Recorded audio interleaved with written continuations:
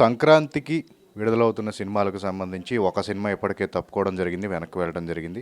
అయితే విడుదలవుతున్న 4 సినిమాల్లో కూడా ఒక సినిమాకు ప్రత్యేకంగా థియేటర్ల విషయంలో అన్యాయం జరుగుతుందనేది ఒక ప్రచారం అనేది ఎప్పటి నుంచో జరుగుతుంది. సో దీని మీద మాట్లాడేందుకు నిర్మాత, ఎగ్జిబిటర్, డిస్ట్రిబ్యూటర్ నట్టికుమార్ మనతో ఉన్నారు. నట్టికుమార్ గారు, మీరు కూడా అంటూ ఉన్నారు, హనుమాన్ అనే సినిమాను చిన్న సినిమాగా చూడొద్దు, దానికి కావాల్సిన థియేటర్లో ఇవ్వాలి అని చెప్పి. బట్ అల్టిమేట్గా మీరు ఒక ఎగ్జిబిటర్, మీ థియేటర్లో కూడా పెద్ద హీరో సినిమానే ఆడించుకున్నారని చెప్పేసి అనుకుంటూ ఉంటారు. సో అంటే దీని మీద ఏంటి మీ వర్షన్ ఏంటి? అంటే నేనేమంటున్నానంటే, ఇప్పుడు ఒక ఏరియాలో ఒక బీ క్లాస్ సెంటర్లో 4 థియేటర్లు ఉంటాయి. 4 థియేటర్లకి మనం 4 సినిమాలు సర్దాలి. అంతే తప్ప ఇప్పుడు మన గుంటూరు కారం ఉందని 4 థియేటర్లు నా చేతుల్లో ఉన్నాయి, 4 థియేటర్లు మనం వేసుకొని వీళ్ళ ముగ్గురికి అన్యాయం చేయకూడదు. ఎందుకంటే అందరికీ సర్దుకోవాలి. పండగ అన్నాక కొంచెం టైట్ వస్తుంది, పండగ అన్నాక కొంచెం ఇబ్బంది ఉంటుంది. ఆ ఇబ్బందిని మనం కవర్ చేసుకొని అందరికీ మనం చేయాలి. ఇప్పుడు ఒక బీ క్లాస్ సెంటర్లో 4, ఇప్పుడు మాది ఉదయం చోడవరం మన 3 థియేటర్లు ఉన్నాయి. 3 థియేటర్లు మేము సినిమా సర్దాలి అందరికీ. కంపల్సరీ పండగకి అందరికీ ఆశ సినిమా వస్తుందని. ఇప్పుడు హనుమాన్ చిన్నదా, లేకపోతే సైంధవ చిన్నదా, గుంటూరు కారం చిన్నదా, మీకు బడ్జెట్లో పెద్దదా చిన్నదా అనేది గుంటూరు కారం ఉంటుంది, హీరోయిజం కాబట్టి. తక్కువ 3 సినిమాలు ఉన్నాయి. 3 సినిమాలు ఒకటే రేంజ్, 35 కోట్లు 30 కోట్ల బడ్జెట్లే కదా. అవి మొత్తం అందరికీ ఒకలాగా ఇవ్వాలి. కానీ ఇవ్వకుండా మరి టోటల్గా డిస్ట్రిబ్యూటర్ ఎవరు ఉన్నారో డిస్ట్రిబ్యూటర్ నా దగ్గర థియేటర్లు ఉన్నాయి, నేను మొత్తం వేసుకుంటాను, నేను థియేటర్లు ఇవ్వను అనేది కరెక్ట్ కాదు.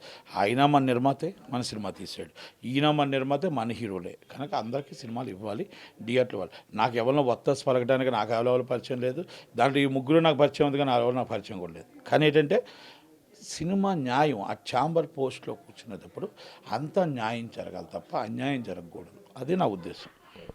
అంటే ఇంకొక విషయం, ప్రతి పెద్ద సినిమా వచ్చినప్పుడు థియేటర్ టికెట్ హైక్ అనేది మనకు కామన్. మనం ఒక సలార్ కూడా చూసాం, మంచి రేటు ఇక్కడ పెట్టడం జరిగింది. ఆ రేటు పెట్టడం వల్లే నైజాంలో ఆ సినిమా బ్రేక్ ఈవెన్ అవ్వగలిగింది అని చెప్పేసి అంటున్నారు. అయితే ఏపీ ప్రభుత్వం కూడా మరోపక్క టికెట్ రేటు పెంచే విషయంలో రకరకాల సినిమాకు ఒక రకంగా వ్యవహరిస్తుందని చెప్పేసి కూడా ఆరోపణ కూడా ఉంది. సో దీని గురించి నేను ఒక్కటి అడుగుతానండి. ఇప్పుడు మనం రేట్లు పెట్టి ప్రజల దగ్గర పీడించుకొని ఆ డబ్బు తీసుకుంటే మనశ్శాంతి ఉంటుందా?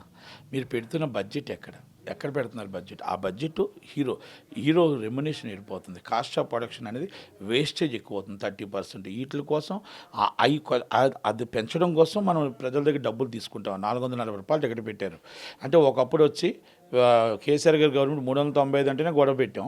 ఇప్పుడు మళ్ళీ కాంగ్రెస్ గవర్నమెంట్ వచ్చి 440 రూపాయలు పెట్టారు. అంటే 440 రూపాయలు పెట్టారు అంటే వాళ్ళకి అవగాహన అంటే అప్పటికప్పుడు ఇంకా గవర్నమెంట్ వచ్చింది, ఇప్పటికే 25 రోజులు అయింది. కానీ ఇప్పటికైనా సంక్రాంతికి ప్రజలకు అందుబాటులో రేటు ఉండాలి. నేనేమంటున్నాను, పెద్ద సినిమాకి రేటు పెంచండి, కానీ అందుబాటులో ఉండాలి. చిన్న సినిమాకి కూడా ఒక రేటు ఉండాలి.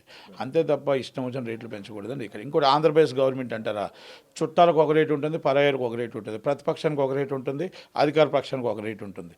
వాళ్ళు ఏది కావాలన్నా వాళ్ళకి జీవో, వాళ్ళకి వ్యతిరేకం, వాళ్ళకి అన్నీని. దానికి పోసాని కృష్ణమూర్తి గారి దిష్టుడు. ఆయన ఎలాగంటుందంటే, ఆయన ఏం చెప్తే అదే, ఏటి చెప్పినా ఆయనకు ఉదయానికి ఒకటే గుర్తొస్తుంది, పవన్ కళ్యాణ్, ఒకటే చంద్రబాబు, ఒకటే లోకేష్ గారు. ఈ 3 గుర్తొస్తాయి, కానీ ఆయన సినిమా ఫీల్డ్ గుర్తురాదు. సినిమా ఫీల్డ్లో రేట్లు పెరిగాయా, రేట్లు తగ్గాయా, ఇండస్ట్రీకి ఏ నష్టం వస్తుంది, ఇండస్ట్రీకి ఏం లాభం వస్తుంది, నా పోస్ట్ ఏంటి, అసలు ఎఫ్డీసీ చైర్మన్ అంటే నేను ఇండస్ట్రీ కోసం కాదని అనుకోడు. ఆయన ఎమ్మెల్యే అనుకుంటాడు, ఆయనే మినిస్టర్ అనుకుంటాడు, ఆయనే చీఫ్ మినిస్టర్ అనుకొని వీళ్ళు తిట్టడమే నాకు జయం అంటే, పోస్ట్ ఇచ్చింది నాకు ఎందుకు ఇచ్చారో తెలుసా అని అడిగాడు ఒకరోజు. అంటే నాకు తిట్టడానికే ఇచ్చారు పోస్టు, తక్కువ ఎఫ్డీసీ కోసం నాకేం తెలియదు అని చెప్పాడు. ఇంకోటి అంటే, ఈ మధ్యకాలంలో అండి సినిమా రిలీజ్కు ముందే ఓటీటీ డీల్స్ అనేవి అయిపోవాల్సి ఉంటుంది. రిజల్ట్ని బట్టి దాని ఎఫెక్ట్ అయ్యే అవకాశం ఉంది కాబట్టి. బట్ ఇప్పుడు చాలా సినిమాల విషయంలో ఓటీటీలు సంస్థలు అనేవి చాలా సీరియస్గా ఉన్నాయి. ఈ ఎఫెక్ట్ అనేది సినిమా బడ్జెట్ల మీద పడింది, సినిమాలు రిలీజ్ కాలేని పరిస్థితి, సినిమాలు ఆగిపోయిన పరిస్థితి కూడా ఉందంటున్నారు. అంటే ఇది మార్పు అనేది ఎంతవరకు కరెక్ట్ నిర్మాతగా? ఇప్పుడు ఒకటండి, కార్పొరేట్ కంపెనీలు వస్తున్నాయి. కార్పొరేట్ కంపెనీ అంటే ఇస్ పబ్లిక్ మనీని తీసుకొని కొంతమంది సీఈఓలు ఈ సినిమా ఫీల్డ్తో కొంతమందితో కుమ్మక్క అయిపోయి కొన్ని హైప్ తీసుకొచ్చి, కొన్ని అంటే ఒక 25 కోట్లు వచ్చే సినిమాకి 50 కోట్లు 60 కోట్లు తీసుకొచ్చి నష్టాల్లో ఒక కార్పొరేట్ కంపెనీలు తీసుకొస్తే ఆ కార్పొరేట్ కంపెనీ నిలబడతాయి. ఎన్ని కార్పొరేట్ కంపెనీలు మూసేశారు, ఎన్ని కార్పొరేట్ కంపెనీలు సినిమాలో రిలయన్స్ సంస్థనే మూసేశారు. అలాగే ఆల్రెడీ హీరోస్ ఇంటర్నేషనల్, అలాగే మీకు పిరమిడ్ సాయిమేరా, ఇలాంటివి ఎన్నో ఉన్నాయి. అన్నీ ఎందుకు మూసేశారు అంటే, ఎందుకు మూసేస్తున్నారు? ఇక్కడ దీంట్లో ఎవరైతే సీఈఓ ఇక్కడ పనిచేస్తున్నాడు, ఈ ఛానల్ ఆ ఛానల్ పనిచేస్తున్నాడు, అందరూ వాళ్ళు హైప్ తీసుకొచ్చి ఇక్కడ ప్రొడ్యూసర్లకి వీళ్ళకి కుమ్మక్క అయిపోయి, కొంతమంది ప్రొడ్యూసర్ కుమ్మక్క అయిపోయి హైప్ రేట్ తీసుకొచ్చి ఆ రేట్ అమ్మేస్తారు. అది దోచుకుంటూ అక్కడ నష్టాలు వస్తున్నాయి. నష్టాలు వస్తున్నప్పుడు రివ్యూ చేస్తున్నప్పుడు ఏముంటుంది, కొంతమంది రివ్యూ చేస్తున్నప్పుడు ఆటోమేటిక్గా 300 కోట్లు లాసు, 200 కోట్లు లాసు, 100 కోట్లు లాసు. అందుకనే ఈరోజు సలార్ లాంటి సినిమా కూడా 10 రోజుల ముందే కన్ఫర్మేషన్ అయింది. అలా సినిమాలన్నీ కూడా కొంచెం కన్ఫర్మేషన్లు దూరంగా అయ్యాయి. కనుక అది ఎట్టి పరిస్థితుల్లో మార్పు రావాలి. సినిమా ఎంత ఉంది, బిఫోర్ సినిమా ఎంత ఉంది, ఎలా ఉంది, ఫ్లాప్ అయితే ఎంత వస్తుంది, హిట్ అయితే ఎంత వస్తుంది, హిట్ అయితే మనకి ఎంత వచ్చిందో అని డిజిటల్ అవ్వచ్చు, సాటిలైట్ అవ్వచ్చు, అవన్నీ చూసుకొని బేర్ చేసుకొని చేయాలి తప్ప ఏదో వచ్చింది కదా అని చెప్పేసి వాళ్ళకి వీళ్ళకి లింక్స్ ఉన్నాయి. ఇక్కడ కొంతమంది ఒక దళారులు తయారయ్యారు. డిజిటల్ మీడియాకి కొంతమంది ఒక దళాలు కొంతమంది తయారయ్యారు. ఆ పేర్లు చెప్పొద్దు కానీ ఒక్కడే తయారయ్యాడు. వాడు మొత్తం టోటల్గా డిజిటల్నే ఏలుతానంటున్నాడు. డిజిటల్ని ఏలుతున్నాడు. ఏమీ లేకుండా ఒక 20 సంవత్సరాల క్రితం వచ్చాడు.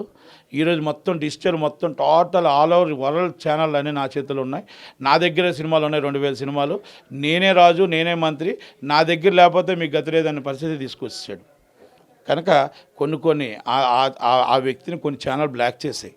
కనుక అందరూ అలాగా ఆలోచించుకుంటే, అంటే నేనేమంటే కార్పొరేట్ కంపెనీ బతకాలి, నిర్మాత బతకాలి, అందరు నిర్మాతలు బతకాలి. ఇది 4-5కే ఇది మొత్తం హైప్ తీసుకొచ్చి మొత్తం ఇండస్ట్రీ నాశనం చేసేస్తున్నారు. సినిమా ఇండస్ట్రీ పడిపోతుంది. ఈరోజు జెమినీ టీవీ సినిమా కొనకపోవడానికి కారణం, మా టీవీ సినిమా కొనకపోవడానికి, ఈటీవీ సినిమా కొనకపోవడానికి కారణం హైప్ తీసుకొచ్చి పెట్టేస్తున్నారు. రేట్లు ఎక్కడి నుంచి వస్తాయి, ఎక్కడి నుంచి డబ్బు వస్తుంది? కనుక అదంతా కూడా మన ఇండస్ట్రీ నష్టానికి దారితీస్తుంది. కాబట్టి ఆ వ్యక్తిని కంట్రోల్ చేయాలి. అలాగే ఆ కార్పొరేట్ కంపెనీలు అర్థం చేసుకోవాలి, పూర్తిగా అర్థం చేసుకొని రేట్లు ఎంత వస్తున్నాయో చేసుకుంటే ఆ నష్టాన్ని నుంచి, నష్ట నివారణ నుంచి ఇండస్ట్రీని కూడా కాపాడుకోవాలి. ఛాంబర్ ఆఫ్ కౌన్సిల్ కాపాడుకోకపోతే రేపు future satellite and digital wash out అయిపోయే పరిస్థితి ఉంది. సో ఇది నట్కుమార్ చెప్తుంది ఏంటంటే, సినిమా క్రేజ్ని బట్టి, ఆ సినిమాకు ఉన్న అవకాశాన్ని బట్టి థియేటర్లు ఇవ్వాల్సిన బాధ్యత ప్రతి ఒక్కరికి ఉంటుంది. పర్టికులర్గా ఛాంబర్ ఈ విషయంలో దృష్టి పెట్టి అందరికీ న్యాయం జరిగేలా చూడాలని చెప్పేసి అంటారు. ఇక ఓటీటీలకు సంబంధించి కూడా దీని మీద అందరూ కూడా కలిసికట్టుగా పోరాడితే కనుక ఇండస్ట్రీని కాపాడుకోగలుగుతామని చెప్పేసి కూడా నట్కుమార్ చెప్తున్నారు. కెమెరామెన్ సంతోష్తో సుజన్, ABN.